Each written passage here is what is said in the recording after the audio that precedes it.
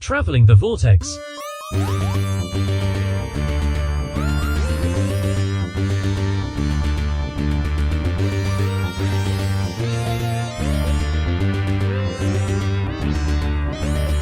We've joined the Doctor as he travels the Vortex and arrive at the Nexus, a primeval cauldron of space-time itself, known as episode 556, where Time Lords generally aren't good at handling things, especially themselves. The Doctor's just the exception to the rule. I'm Keith. I'm Sean. I'm Glenn. How's it going, guys? How is everybody this week? You weren't a kidding. That was a long one. Yeah, see, I told you. That was the intro of intros there. I feel like we need I don't know, bigger music to precede that. Something more grand. Yeah. Hopefully the music didn't just run out. Oh, I'm sure it did. Peter out halfway through my open. Somebody call Murray Gold. Get him on the horn. I understand he's not busy right now, right? No. Not doing anything, is he? He's really ramping up time now. John Williams. John's retired. We'll let him retire. Well, see, he's got plenty of time to compose a theme for our podcast then. Doesn't he I think I'll reach out. Out of retirement, though? Doesn't he keep coming out of retirement to do things? Because everybody, like Indiana Jones? Yep, everybody has a project for him, so he comes out of retirement briefly. That's not retirement. Well, that's the height of retirement, when you can decide, all right, I'll do one more. Yeah. But just for you. I am retired, after all. You're going to have to pay me more. That's It's just a ploy to get more money. That's what it is. Yeah. Oh, yeah, because John Williams needs more money. Contact John Williams. TTV score. All right. I'll get right on that. I'll reach out to his people. I'm looking forward to getting that from you. Dear John. No, not that kind of Dear John. That's a very different Dear John. May I call you Johnny? Did you guys do anything? Mr. Williams. Did you guys do anything fun in this past week? I watched a movie. What'd you watch? I finally got around to seeing The Flash. Oh, what did you think? Well, it's the best worst movie I've seen. All right. I'm conflicted because I had a lot of fun watching it, but it has so many problems. There's jokes that don't land. It almost becomes a little too silly and doesn't take itself serious in the places where it should be taking itself serious, and then it takes itself too serious in other places where it shouldn't be. And so there's this real conundrum when it comes to watching it. But as a whole, and a lot of the things that they do in it would have probably been more exciting before Spider-Man No Way Home, but now it sort of feels like they've borrowed an idea. In a way, it's different, but in a way, it feels like they've borrowed an idea. Anyway, but when it comes down to it, I had a lot of fun watching it from beginning to end. So yes, it's not a great movie. It probably, I don't know that it deserves its status of bombing this summer, but it's a fun movie, and I did enjoy watching it. So that's two sides of it. I know that's a terrible review of a film, but that's how I felt. I really enjoyed watching it, but it is problematic in places. Did you see that it was the biggest superhero bomb of all time? Yeah, so far. $200 million lost on The Flash. I'm sure the Marvel... Bigger bomb than Green Lantern. Yeah, well, I'm sure Marvel and the Ant-Man crew are happy that they were followed up by that. Sean, did you do anything? Poor DC. Well, what did I do? I watched the new Venture Brothers movie, Radiant is the Blood of the Baboon Heart, and laughed hysterically for 90 minutes. I'm hearing great things from that. Makes me want to go back and finish the series and then watch that. Yeah, it's very much as a standalone movie, it fails miserably. You would not get anything out of it if you were not familiar with the characters or the show or everything. And it's very much kind of a truncated, this would have been season 8 had things gone differently. But as a kind of, final wrap up, it's pretty fantastic. Well, I sort of fell off in season 4, and not for lack of quality of the show, because it was such a great show. I think that might have been the time where we cut the cord with cable, and so I didn't have it readily available. And then I think you had it on DVD, and at one time we talked about me borrowing it, I think, but I don't think I ever... Well, I didn't give you back the movies that I still had out, so... You hit your... I hit my your quota. limit. Yeah. We may actually have to start assessing you some late fees on Yeah. it. Well, you've got most back now. I think there's only 5 that I still have. I'll have to check my records. Yeah, you do that. And then, sadly, the 21st came and went, and I did not get to experience Barbenheimer. I'm so devastated. Oh, I'm kind of surprised. Yeah, it became a matter of how do we find a babysitter for 5+ hours to knock out 2 of them, and it just wasn't happening. So we kind of have hopes that maybe this Tuesday. Oh, so you haven't seen either of them since either? I have not seen either Trying of to them. make it a double feature, huh? Really trying to make it a double feature. I mean, I will see both of them in theater. That is for sure. I'd really just like to do a double feature. Although I understand, do it in. Well, the sadist in me says Barbie first and then Oppenheimer, so that it starts off happy and fine and then goes downhill. But I understand probably the proper way to do it is to do Oppenheimer first and then get some levity back into your life. Although I understand now there's a large group of people that are we can't wait and are clamoring for the digital releases of both so that they can start editing them together and actually create a Barbenheimer cut. Well, all the reviews are talking about how incredibly powerful and heavy and deep the film is, and then there's Oppenheimer. Yeah. I think one of the best comments I saw over the weekend was dropping the kids off at Oppenheimer so the adults can go enjoy Barbie.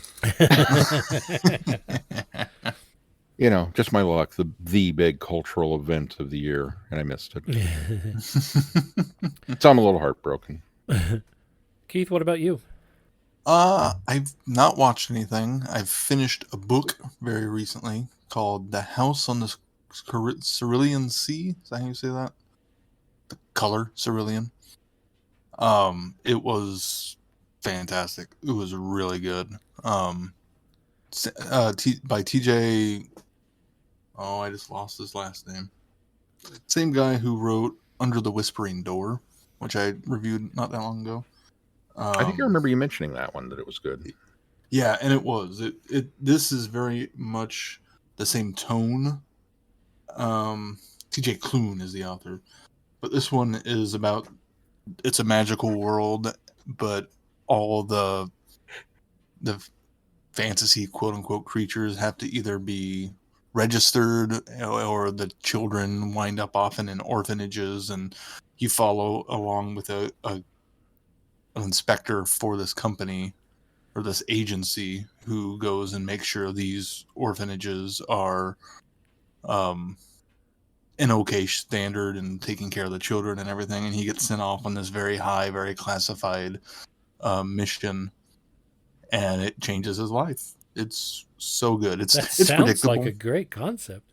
Yeah, it's very similar to. It's kind of. I would compare it to Miss Peregrine's Home for Peculiar Children meets Umbrella Academy. It's got some really good humor to it. It's got kind of the same kind of feel as Miss Peregrine because it's a bunch of children. And it's just, it's the tone he strikes between the comedy and the serious and the heartstrings that it's pulled. I mean, overall, you step back and look at it and it's predictable. You know what's going to happen by the end of it, but the ride is so enjoyable that you're okay with it. Wow. And you really get attached to all the characters because he adds just enough characters to make it interesting, but not too many that you're overwhelmed, and you can grow attachments to all the different children that he includes, and then the very few adults that are there, and this and Under the Whispering Door I might have to actually get physical copies of so I can own them because I enjoyed them that much. They all say, who is Doctor Who? This is Tim Trelaw. This is David J. Howe. I'm Peter Purvis. I am Sadie Miller. This is Lauren Cornelius. Larry, it's Fraser.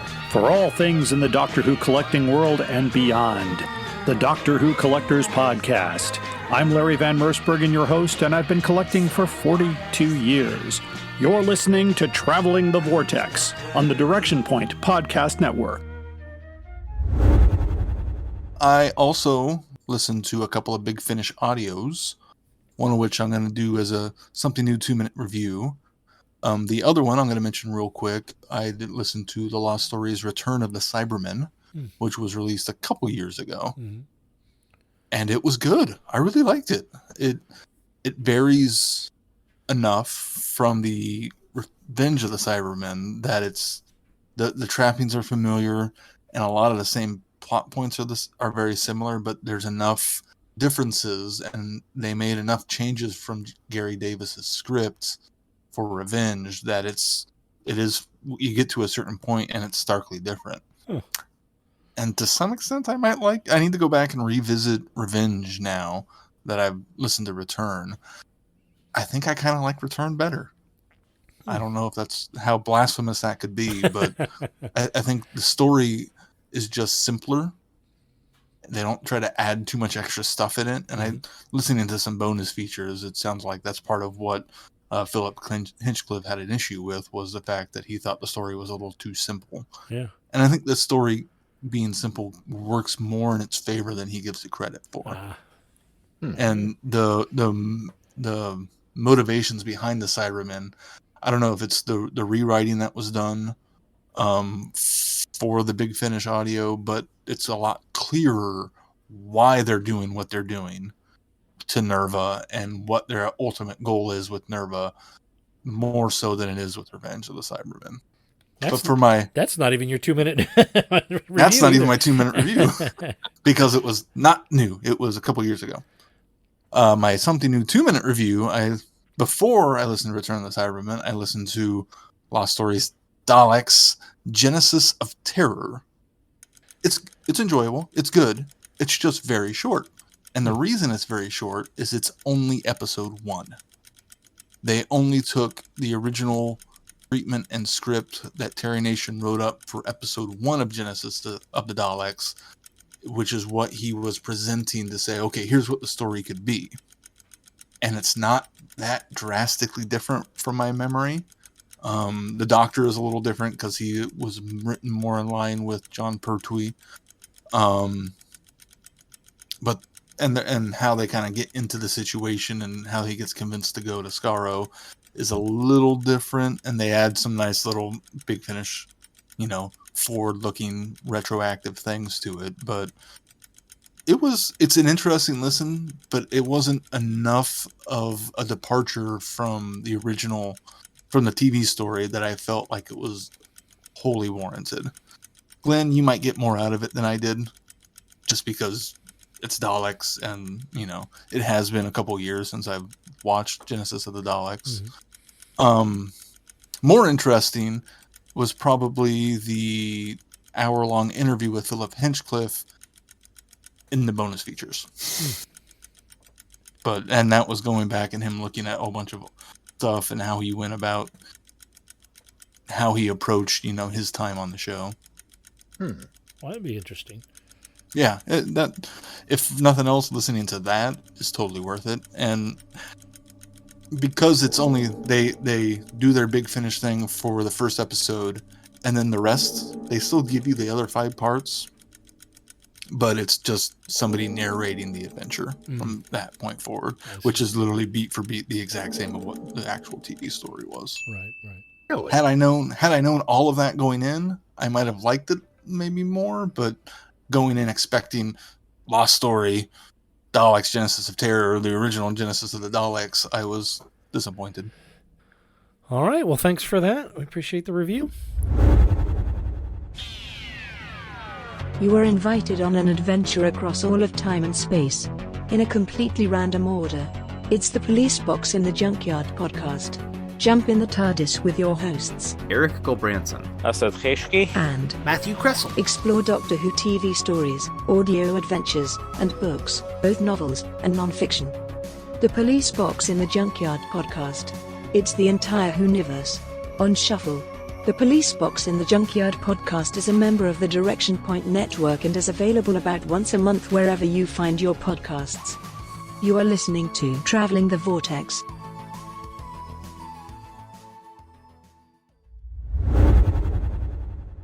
Well, some exciting news. Russell T. Davies has announced that production has wrapped on season 14, so which is the first season with Ncuti Gatwa. I don't know about now you guys. It's on to post-production. Yeah, I don't know about you guys, but it really feels like it zipped along because it just seems like just a few weeks back when we were getting first glimpses of the Doctor's outfit and Ruby's outfit and the casting announcements and things like that. But I wonder if maybe more of that, well, I suppose that's probably been about what May is when all that started falling out. So I suppose maybe it's been longer than I think. And I guess if you're working on a week-to-week schedule, that makes sense, especially since I think they're only doing 8 episodes for the seasons. But that, well, now with just as seems much post-production as there is on the show true. And all the visual effects, they That's need true. more of a lead time. But it just seems like a really quick turnaround for just even, principal production. It makes me wonder if we're going to get it early next year as opposed to later next year. Well, that'd be great. We've got such dry spells between series now. It's almost excruciating sometimes. Yeah. Sooner rather than later. Right. Well, and also maybe that's part of their deal with Disney Plus too, is so that they have it. The turnaround's a little quicker, so they don't have as many gaps in it as well. Who knows? I'm excited. I'm excited to see what Ncuti does with it. This article also talks about the promotional stuff they did for the Barbie movie in the UK. Did you guys see that? With the TARDIS? With the TARDIS being pink. Yeah, that was nice. I like how the Doctor Who official Instagram even posted a video of Happiness Patrol. Yeah. I like it says the TARDIS runs on pure Kinergy. I first saw a picture of it. I was like, why is there a pink TARDIS out there? And I had to go and look up. Is it the anniversary of Happiness Patrol? Is that what? No, just Barbie. No, everybody's getting in on the pink. I also saw the pink picture of the TARDIS and also went Happiness Patrol promotion. Yeah.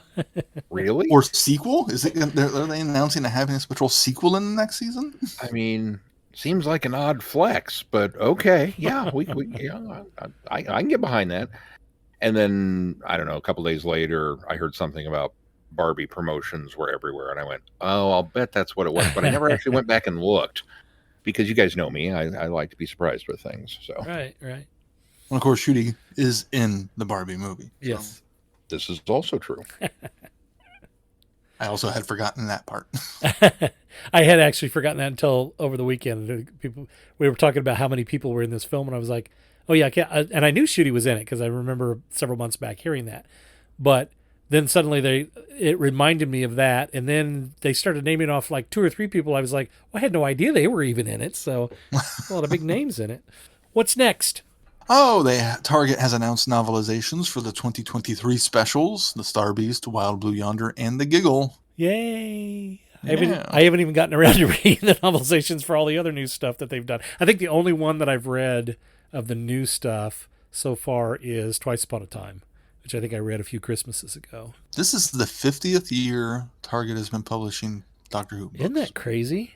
That is crazy. So it's not only the 60th anniversary, it's, an anniversary for Target. That's true. Of course, I think this is something that wasn't quite a surprise when they announced it because they have been novelizing the new ones under the Target imprint. So these were just, I think maybe what was surprising about it was them announcing it so soon. But yeah, they haven't, while they've been doing new series novelizations, they haven't been that close on the heels of actual air date. Because these are really cool that they're actually going to start doing that. Right. These come out in January of next year too. So yeah. So all three will have aired and will probably be on DVD by the time they get novelizations. Right. It'd be kind of fun if they could get them novelized and released before, they officially hit, Disney Plus or at least purchase for on DVD. That'd be kind of fun. Well, you don't think we're getting day and date for Disney Plus? I don't know. I think we will. I think we will. At least getting it before DVD. DVD, cool. Yeah. It'd be almost like the good old days. That's right. And our next bit of news?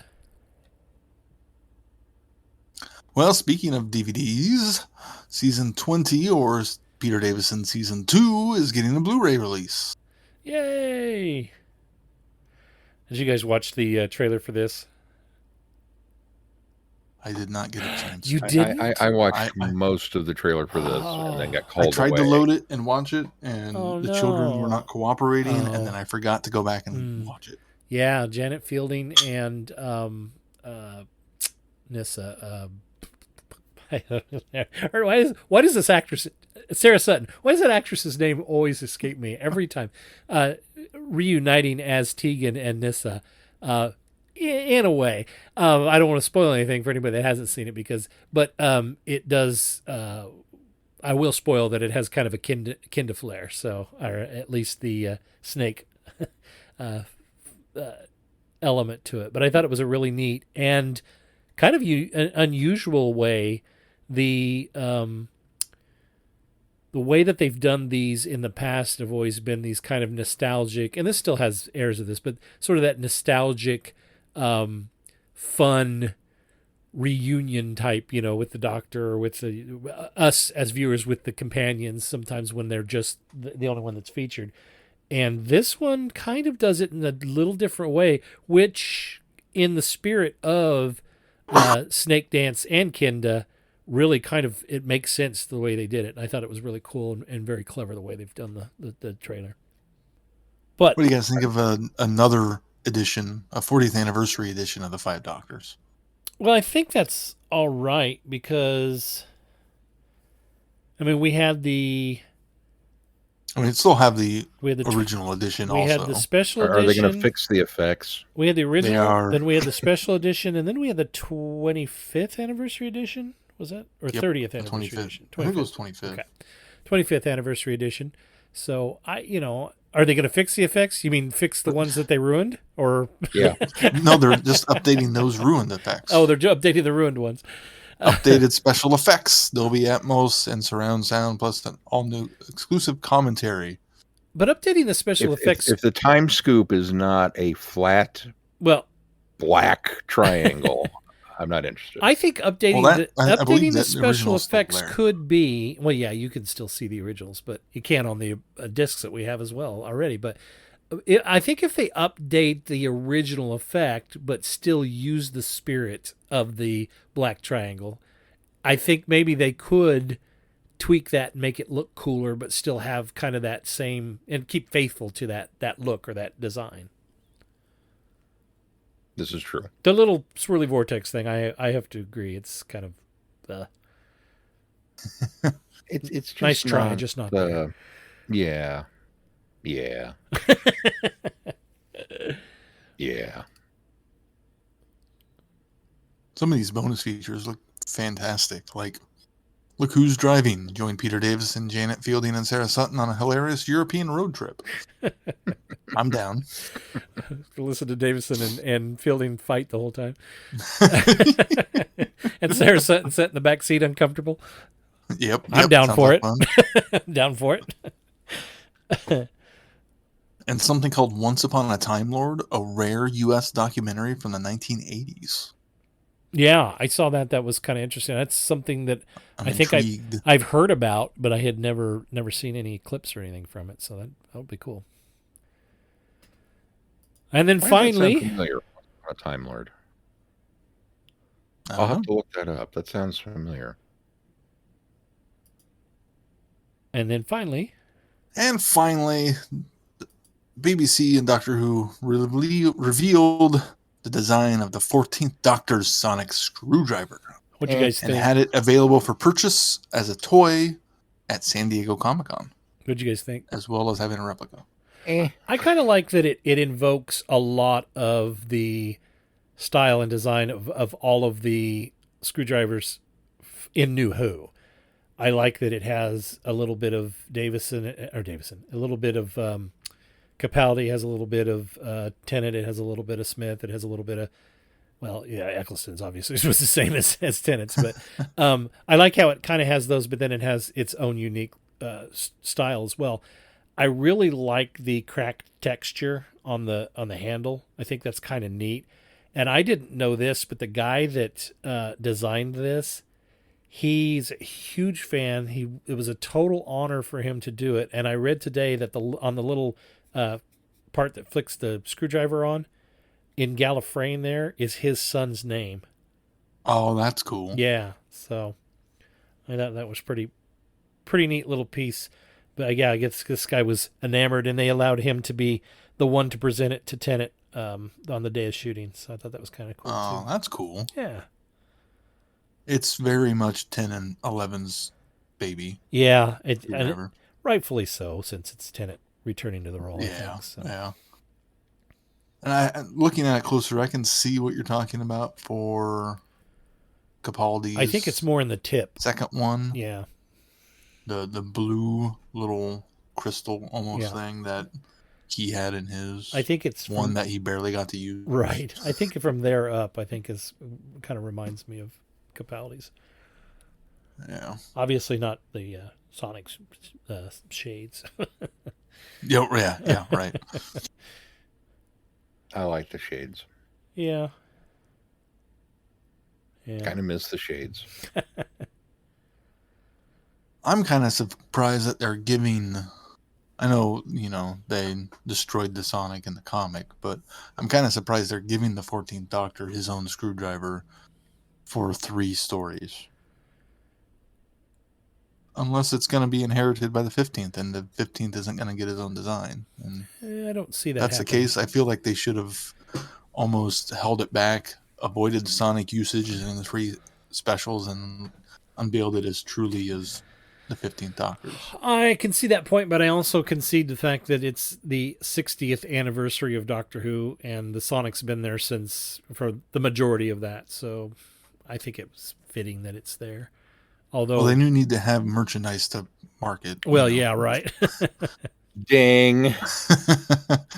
More than anything else. And now we come to the meat of the matter. They got to have toys to sell.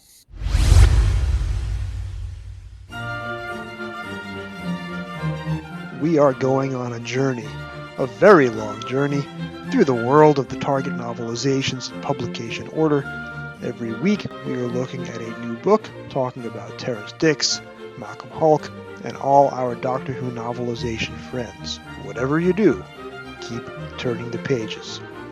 This is Jason Miller of the Doctor Who Literature Podcast, a member of the Direction Point Podcast Network, and you are listening to Traveling the Vortex, a Direction Point podcast. All right, well, let's move on to our reviews. Then, just as a little primer here, we want to remind people that we are doing the Toymaker Adversary Archive Part 1, and the reason we're doing that is because it is heavily speculated by much of fandom that Neil Patrick Harris will be embodying the role of the Toymaker in one of the upcoming specials. And so we kind of felt like, well, that could be the case, and if it is, it's very timely that we do our Adversary Archive, which we haven't done one of these for a long time, but obviously before Beep the Meep, which we also were doing in conjunction with this 60th. But we hadn't done our Adversary Archives for a long time, so we're getting back into those for the 60th. And Sean brought up last week, I think it was, or last episode when we were talking about the schedule, as to why I just put Toymaker and not Celestial Toymaker. And I think I wanted to talk a little bit about that, because I was a little surprised that they both leaned into that in Nightmare Fair. Not surprised, I suppose I should say, because Nightmare Fair was slated to be a 6th Doctor story back in the 80s. But also that they, on the Lost Stories version of it, they don't say it as much, and they do refer to him as the Toymaker. In the novel, he's referred to as a Mandarin. But the reason I went to that is because there are still those connotations that I think that they're trying to step away from. Because Celestial, and he is dressed as a Mandarin, Celestial also is a word for, what is it, Far Eastern or Eastern Asia, or I should say just Asian. Yeah, and so I did not know that. I did not know that either. Yeah, not only is it like galactic, but it's also used in reference to Asia. I think particularly China back in the day, or Eastern origin. And so, while I don't think that the word itself is problematic, what was problematic was the fact that it was a white English actor playing the role dressed as a Mandarin. So I think that they've sort of learned their lessons over the years, and I think that's why they've sort of distanced themselves from using Celestial Toymaker. We do have to talk about the elephant in the room, which is in the Nightmare Fair. He is addressed as the Mandarin, and he is still dressed as a Mandarin. So there is that. We did manage, I believe all of us got a chance to read The Nightmare Fair, which was the novelization by Graham Williams that was a part of the Lost Stories collection that Target published back in 1989. And then the one more importantly, the reason why we did that is because we reviewed The Nightmare Fair, the Lost Stories 1.1, which was the very first Lost Story that Big Finish did back in 2009. And the reason I'm lumping these together is because I think we'll probably end up comparing them as we talk about it. So, Keith, do you have a synopsis for either or both? I do. I'm going to go with the Big Finish one because it's shorter. Good. The TARDIS has been drawn to Blackpool in the year 1986, where the Doctor intends to investigate a dangerous space-time vortex, while enjoying some local attractions along the way. But an old enemy is watching from his base deep within the amusement park, a timeless being who craves revenge. The Celestial Toymaker has returned, the game is on, and should he lose, the Doctor will pay the ultimate forfeit. Bum, bum, bum. Why don't you start?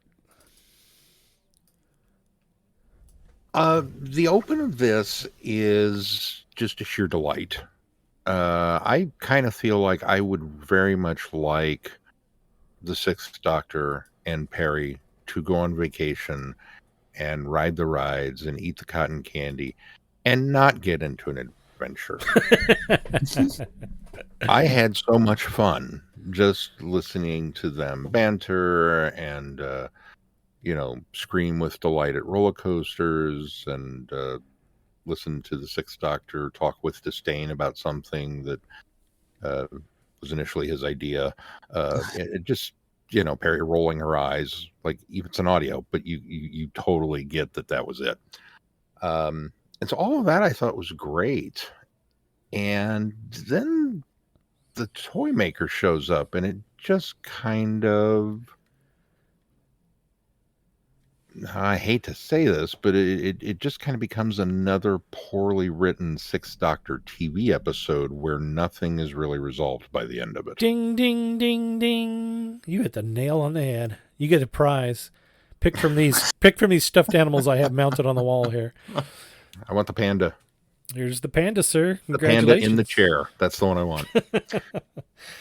My bigger problem with it is how, the Doctor and Perry gets. It's okay that the Doctor and Perry get separated, but then the Doctor gets thrown in jail, and nothing happens for the longest time.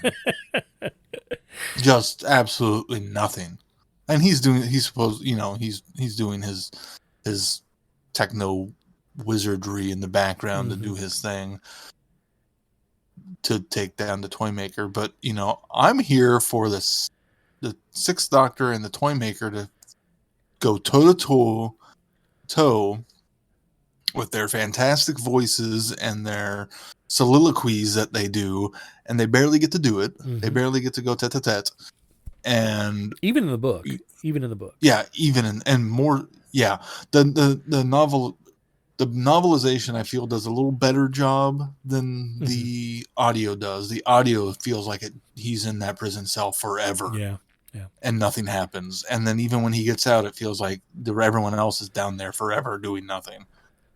not only is it that he's in the cell forever with nothing happening, he's in the cell, and the reason that nothing is happening is because the Toymaker is getting ready for his great work. And there's this massive implication of, we've got these potentially evil toys, this video game that does who only knows what to the designer, and we've got licensing, and we're going to up the whole factories going to California to start mass producing and churn all this stuff out. And none of that is elaborated on. Nope. All of it is dropped. Yep. And it's like, well, why did we spend so much time on it if you weren't going to do anything with it? Yeah. It really feels like, and here's the thing that I think that frustrates me is because both the book and the short story, although the short story I think could have the audio could have obviously left out that element of it with the video game that's going out to, especially if you're not going to address it. But I think maybe they were also trying to stay as true as they could to the script. But I think the problem that I have with it is it really does, the book especially feels like it's been written from a Sixth Doctor script that would have been produced in the 1980s. It really feels like one of these, what were they doing, 2 or 3 parts at this time? It was 3 parts? It was only a 2-part. Yeah, the audio was, but they were doing 3 at this time, or were they doing 245s? They were doing 245. They were doing 245s. Yeah. So it's still the equivalent. So it feels like they probably would have done a day of shooting outside at Blackpool, and that would have been the first, maybe third, maybe half of the first story, where we had all that exposition of them doing, which I agree with Sean. I just want to see that. I would love just to have Perry and the Doctor exploring Blackpool Carnival or amusement park the whole time, and don't even need to. Well, and even the mystery building up to, I mean, we knew it was the Toymaker behind the scenes going into it, but had I not known the mystery building up to who is behind this, would have, and then the ultimate reveal would have been awesome. Well, I don't know that I enjoyed this entire story up until they get in jail. That's just it, though. I don't know that they would have done it that way, because unless they just shot the Toymaker's mouth. And it's my understanding that Michael Goff was going to come back and play the Toymaker if they had shot this in the 80s. When they went to do the audio story, it's my understanding that he was like in his 90s by that time and had turned them down, or they didn't even approach him because they weren't sure that he would even do it because of his advanced age. But so they would have even had him. And I think that if you had did something where when he's talking, if you didn't quite pull out yet and reveal who it was, maybe just shots of his mouth, shots of his hands, it could have been very effective. But I think the clunky way that they were shooting these at the time, they'd have just shown us to him the first time he started speaking. So the reveal would have come so early that would have even been spoiled. And so I don't think, because it, as you guys say, when you get to the jail and nothing happens, and Perry and the kid are walking through the ride trying to find their way out, and they have this really great little group of, I assumed they were animatronic troll things, or the miners that kind of sort of come to life, which is very much in line with the Toymaker's MO. But then I never really felt that the two were ever put in any real danger. Excuse me. And I think that they underutilized these little mechanical miners, or whatever they were. I think they were supposed to be quasi-mechanical, quasi-alive. They underused those, and so there's not enough of that. And then, it really feels like they probably planned to shoot, the rest of the 2 or 3 quarters of this in a studio, and so that's why it's written this way. But then when Graham Williams gets a hold of the novelization, because they didn't do my thing on TV, he almost like he adapts the TV script as a novel when he had free reign to kind of expand on some things and broaden it out a little bit more and make it a little more exciting. I'm sure he was confined to his 180 pages that Target would have given him, but I think he could have probably pulled a Terrence Dix, and Dix was pretty much guilty of just straight copying. But who was the one that we read that did the who was the one that we were impressed that they kind of deviated from the script? It was the one with the mask. No, not the masker. The one where the Trojan horse story. We were kind of impressed that they kind of deviated a little bit from the story and kind of embellished some things. I think he could have done this, especially since nobody had seen this. It's not like you're going to adapt something that people saw and they went, oh, you kind of went too far. This is one where it's his story. He could embellish it a little more, but he doesn't do that. And I think that's the disappointment, is that reading it, it's like, okay, this totally would have been one of those mediocre Sixth Doctor stories from the 80s. And obviously, what elevates it is the performances. Colin Baker is, as usual, fantastic with what he's given. I thought Nicole Bryant did a great job kind of stepping back into a different Perry than what we have gotten in Big Finish, because they've really advanced her character so much in the intervening years that she's not quite the damsel in distress that she was written to be on television. And yet, because this is a TV script, we very much get TV Perry, where she's not given a whole lot to do, and she is separated from the Doctor, and then immediately, kind of runs afoul of things. But yet, she still manages to tweak things a little bit, so it's not a complete waste of the character. Yeah, and I was going to say, because I appreciate why they did it, because of they were trying the authenticity of a lost story from that era. But I agree with you. I think that she steps that back to that Perry, but she also gives it just a little bit more so that it's different. So yeah, I appreciated that. And I was very shocked to find out that this wasn't Michael Goff. Oh, is that right? I think he sounds very much different than Michael Goff. Oh, really? Yeah. Maybe it's because I've always, I really enjoy Michael Goff, but I've always known Michael Goff as old Michael Goff. I kind of came to him Batman. As, he's Alfred the Butler from Batman. He was in Sleepy Hollow. He's done all these Tim Burton things. And then to come back and see him in this younger role in Doctor Who is like, oh, wow. So for me, it's always kind of been the reverse. So when I heard this guy, I heard Alfred the Butler and just kind of fell back into it. That that's totally him. But it wasn't. So I felt he almost had a deeper gravelly voice, and I didn't, and more so than Michael Goff did. So that's what bothered me a little bit about it. Was now, that being said, if you're going to bring somebody in that, and I think David Bale does a fantastic job. I think his performance is great. I don't think he had a lot to work with, but I think for what he did, he came across quite menacing. Maybe not as menacing or deadly as he could have been, but he did come across, he did deliver. And so I appreciated him in this, but it just kind of took me out of it thinking that's not Michael Goff. I can't hear it. So I think that what sort of will fix it is the fact that if Neil Patrick Harris is the Toymaker and is just this same incarnation but with a different face, then that tells me that the Toymaker can take on different appearances as well, and then I'm okay with that. But and even personalities and voice and things like that, like the Doctors do. Now, and maybe this is something else that we'll kind of get into a little bit further on, but doing an Adversary Archive on the Celestial Toymaker, am I crazy, or did we just speculate it, or has it been acknowledged and confirmed somewhere that the Toymaker is an Eternal? So it has been postulated by fandom, I believe. I don't think it's ever been official. I think that based on things that have been said and hints and things like that, yes, they've implied that. However, this story steps back on that and almost makes him his own being himself. Oh, you know why we thought that? Because in that that annual from the year they did, or the year prior that they did Time Lord Victorious, I think he is included when they're talking about the Ancient Ones. I think they lumped him in with the Eternals in that one.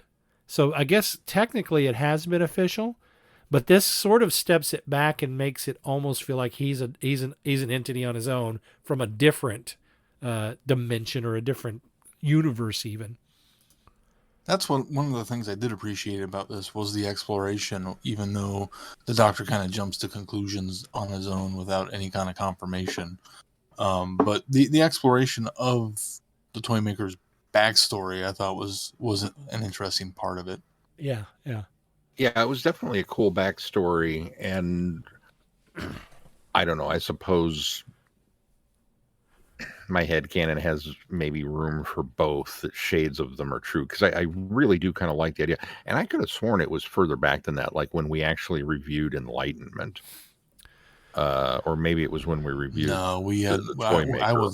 I don't think I knew of the Toymaker. I think I knew of the Toymaker, but we hadn't gotten to it by the time we did Enlightenment. Sean, so maybe I reversed that when we did the Celestial Toymaker. Sean, when we watched the recon for Celestial Toymaker, we talked about that, how that had become how it had become a fandom. That must be what I'm thinking of then, because I really thought that had been all but confirmed. But I'm old, I forget things. So I kind of like where they went and where they took it, and it certainly did explain things as far as his power set, being able to craft things in thin air and just focus his attention on it. And so the fact that he's from a universe where the laws of physics are different, so therefore the laws of physics of our universe don't apply to him. Okay, yeah, I can get behind that. It's a kind of a simplistic answer, but if you're gonna give me an answer, sure, I'll take that one. Why not? Right. Mm-hmm.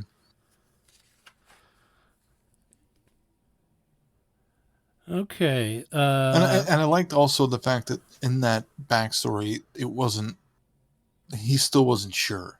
So it leaves it open for all these different, one person thinks this and another person thinks this, and it makes it so that every time we get a different answer, it still can work. Yeah.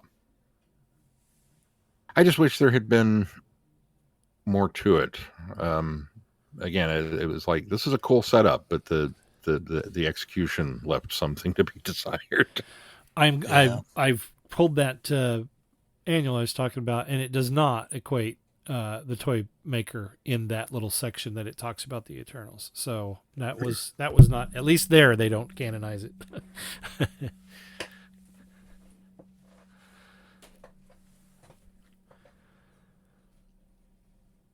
According to the TARDIS Wiki, he has also been called the Crystal Guardian.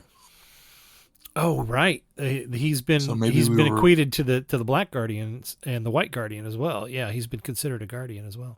Which I think we assumed that the Guardians were also Eternals of some sort. I think you're right. So, yeah. I suppose one of these days we'll have to get Glenn to put together the official Traveling the Vortex infographic of the Eternals. Who's who amongst the Celestials and the Eternals, and are they in fact the same, or does one outrank another? Yeah, right. You'll get on that for our patrons once you can. Absolutely, I'm on it now. Well, speaking of comics, do we want to move on and talk a little bit about the short? Yeah, absolutely. Yeah, let's start. Games? Let's start there with the short. Yeah. The synopsis is almost as long as the story. Yeah, I was just saying. I don't think we need to do a synopsis. I enjoyed this. I thought it was really cool. It sort of puts the Toymaker in a bit of a even keel with somebody. I mean, even more so than the Doctor. Although the Doctor, twice now has defeated the Toymaker in a way. But this really, it's like the Toymaker meeting his match and putting himself in a stalemate, which I thought was kind of clever. Yeah, the fact that the Toymaker doesn't win and then is like, okay, I'm not going to try again. Goodbye. Yep. It's kind of a cool idea. He finds he doesn't need to win. He just satisfies that curiosity as to if it could be done. Well, and even the Toymaker being such a game master, that as he starts off and he's very cocky and very confident and I can do this. and then realizes, I think pretty quickly, that nope, I am outclassed. Yeah. And I appreciate the fact that he is such a gamester that while the previous bits of him and his game playing, he kind of seems like the type who would kick over the board and throw a fit. But instead, he starts playing into a stalemate. And it's done both to save face, but also because he is outclassed. He doesn't want to lose, but he is outclassed. So he's not going to own up to the losing part of it, Right. but he's not above throwing a game. Right. If he can still get some sort of advantage out of it. And I thought that was very telling of him. I guess it's really just, perfectly lines up with his MO that, it's not like he's never cheated somebody in a game before. Right. But just in this particular instance, the fact that this is how he chose to do it. I mean, he did it legally. He didn't cheat. No. He didn't, throw the game per se. It just, it was a draw. Okay, well, thanks. Right. And away we go. And that to me, it was very, very cool. I liked that element being revealed. It's a little surprising that he's willing to accept the draw and that it's a stalemate. But I think, that because he was on the verge of losing, had he been on the verge of winning and it turning into a stalemate, I think he would have thrown over the board. Oh, but yeah. Because he was so close to losing, it makes me okay that he is willing to accept the stalemate. Well, and I think, and him, as Sean pointed out, learning early enough on that he may have met his match. And so then he's just at this point trying to keep his head above water and realizing that, okay, this is the way out of this, or this is the way to at least, conclude this with and save face a little bit. So. Yeah, absolutely. Had he gone in and just been smacked around up one side and down the other, he totally would have thrown a fit and accused the other guy of cheating or, something. But it was just fun to have him on the back foot for a change and not have it not be the doctor that was the reason for it. Yep. For sure.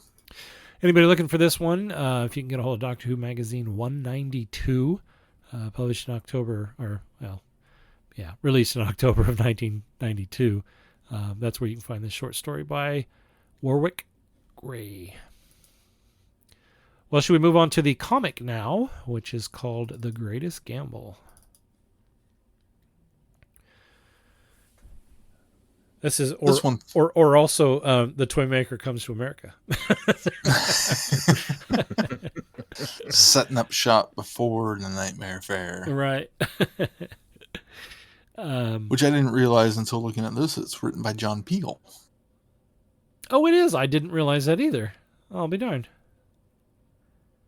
Well, this is more in line of what I expect from a Toymaker story. And you know what? Now that you say that, it really kind of almost feels like a John Peel story, and that's not a detriment to it, but John Peel has a idea of how Doctor Who works and how Doctor Who characters work, and I don't want to make it sound like his stories are cookie cutter or formulaic, but when you read his stories, you really kind of feel like you're reading a Doctor Who or you're reading something from that universe. And so it makes sense why this feels so much that way is because Peel wrote it. So, I'll be darned.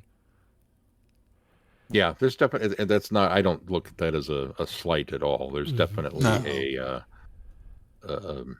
vibe to a particular style that Doctor Who has. And so when you get an author that gets it and you're in the vibe, it's like, okay, yeah. And this was just another fun story. And I agree with Keith. It very much is like, is it sad that both little kind of, I don't want to say throwaway, but minor footnote stories dealing with the Toymaker both felt maybe better put together and thought out than the lost story that would have been an actual. Yes. Is that weird? No, it's not weird. I think both of these authors get more of the spirit of what the Toymaker was in the Celestial Toymaker, and I think they both do it well.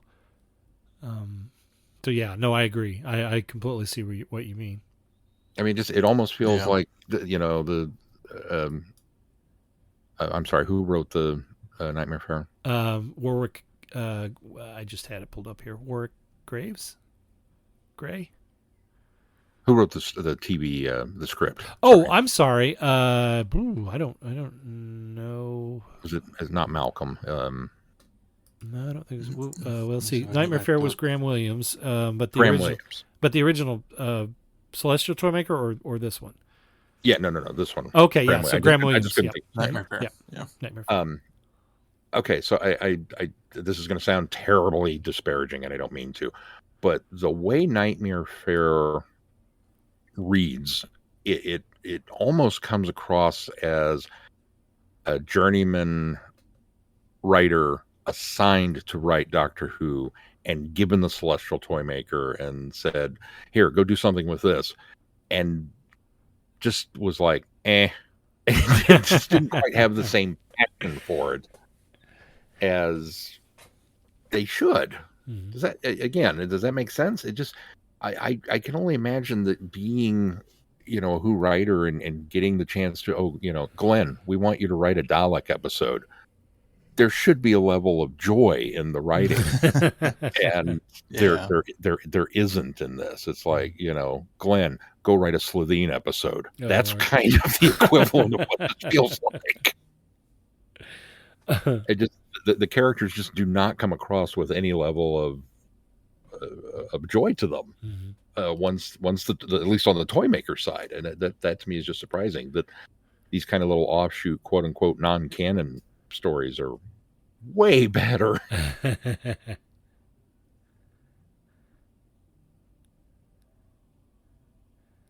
Well, what do we think of The Greatest Gamble? I mean, I love the idea of the fact that the Toymaker comes along to play this game, and this guy who's supposed to be this really good gambler ends up turning to cheating, and so the Toymaker's onto him, and so the Toymaker decides, okay, well, the Toymaker, I think, for the most part, is honorable as far as his games go. In the last story that we just reviewed, he has to sort of do the he has to work into the stalemate but it's still on the up and up. And this one is where he has to turn to cheating, but he justifies it because it's like fighting fire with fire. There was no way that he could win based on a cheat. So then the rules of the game have changed, and cheating is now allowed. So that allows him to get the upper hand at the end of this. Right. And then making was it Gaylord was the name of the gambler, making him a toy in his collection. So it's kind of a neat way to end it, showing us also all of the other different losers that had become toys as well. It's nice also to see how the Toymaker goes around collecting his toys. It's a nice little quick aside from a standard story. It does turn the tables too. Both this and the last one turns the tables on who the antagonist and who the protagonist is in the story. And I will not use the word hero or villain, but certainly the protagonist and antagonist in these stories is turned on its head by featuring the Toymaker without the Doctor and having another adversary who's just as rotten in both cases.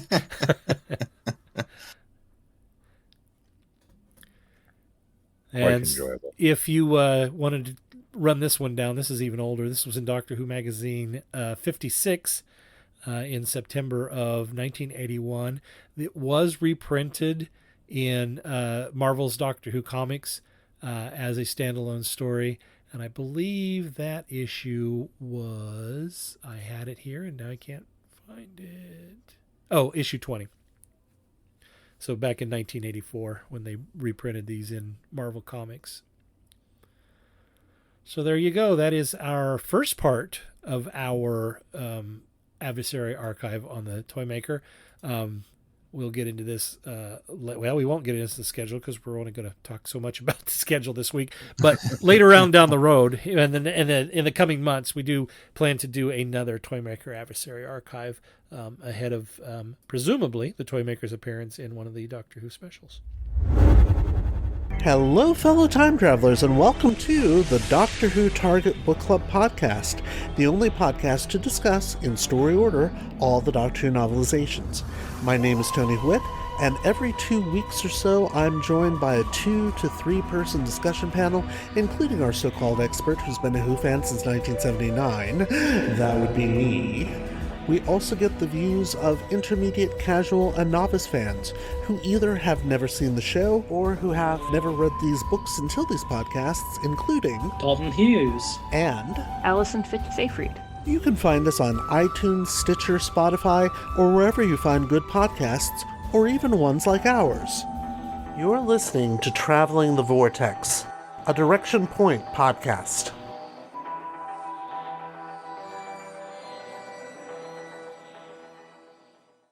Hi, I'm Rupert Booth.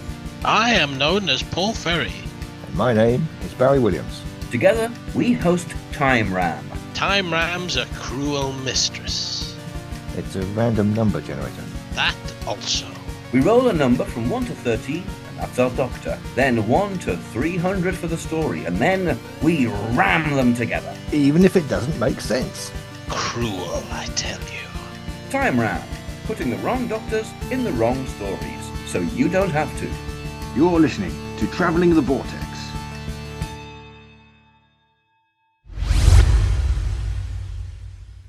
Sean, what do you got coming up on the schedule? Well, coming up next, we do some more tie-ins for the big Finnish 60th anniversary. No, that's wrong. Let me back up. We do another Big Finish 60th anniversary tie-in with Once and Future, A Genius for War, which is part 3 of their contributions to the 60th anniversary. And then we return also to Doomsday. We get 2 more issues of Titan Comics covering hours 6, 7, 8, and 9. And so we will be doing all that on the next one. And then we return to our exploration of Season 6B, Part 4, with a Big Finish audio drama, Doctor Who, The Second Doctor Adventures, James Robert McCrimmon. Of course, starring the absolutely wonderful Fraser Hines. Yeah, and so presumably this will be when for our Season 6B, this will be when the Doctor is reunited with Jamie after departing in the War Games. So that'll be interesting. And I can't wait because...